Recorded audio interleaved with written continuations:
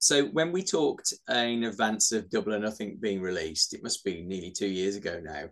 I remember you saying something like, "This is an opportunity for more people to see themselves as the hero," and Double or Nothing certainly achieved that. Is that something you've been really conscious of continuing with A Spy Like Me? Absolutely. It feels like a real opportunity and in some ways responsibility because there's been these kind of rumors and rumbles over the years that perhaps the world of James Bond would expand. So with Tomorrow Never Dies, would we get a Michelle Yeoh spin-off? With Die Another Day, would Jinx get her own film? I remember being actually really excited about that as a kid, that idea that maybe we would have a Mm-hmm. female-led story. Personally, I've never wanted James Bond to be a woman. I love Bond as he is, and that's partly because I love Bond's character, but also because I've never been that excited about the idea of mapping a female hero onto the template of a male hero. Mm-hmm. I would much rather have an original female hero who's just as cool and compelling as her male counterpart and can lift her own story on her own shoulders. Mm-hmm. So this opportunity to expand the world of Bond, to do something that hasn't been done before, that brings along the question of, well, who are these new characters? Who are these other double O's going to be? In some ways, the easiest thing in the world would be to say, right, James Bond is missing. He's been captured. MI6 don't know who has him. They don't even know if he's alive. But let me introduce you to 006, who is 6'2" and white and has grey blue eyes, and his hair is dark with a black comma of a fringe. And he's very, very cool and suave.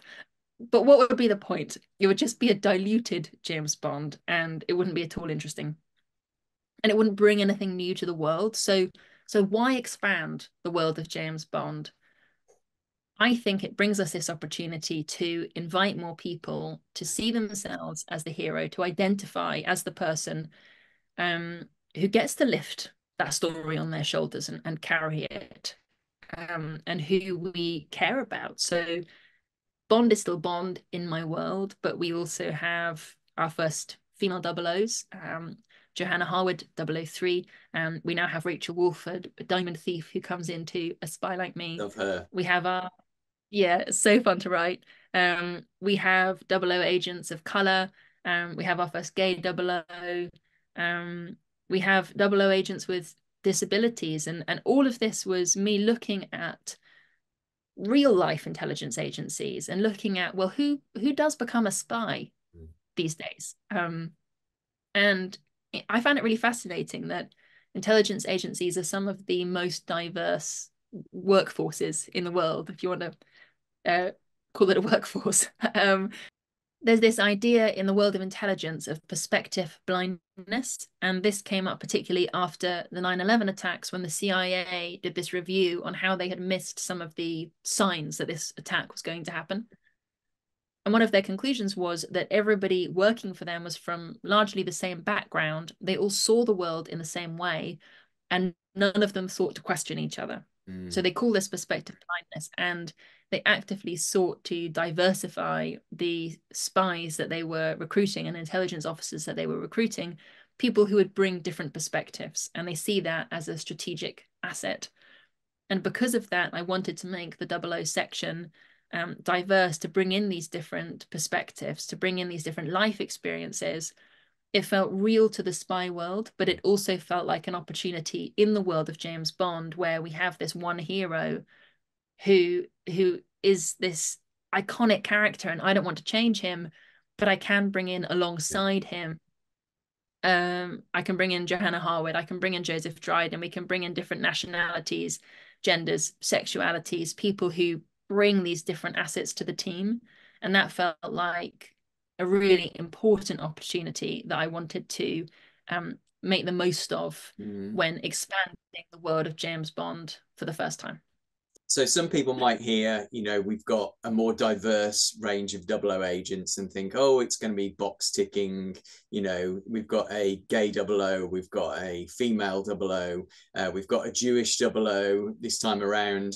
It's just there to be tokenistic. Obviously, anyone who's read this book knows that couldn't be further from the truth. I personally, obviously, I always want to talk about Dryden, you know, the first gay double O, and he means so much to me as a gay person that I kind of have that representation. But I must admit, when I first heard there was a gay double O, I thought, oh God, is it going to fall into those tropes of gay characters?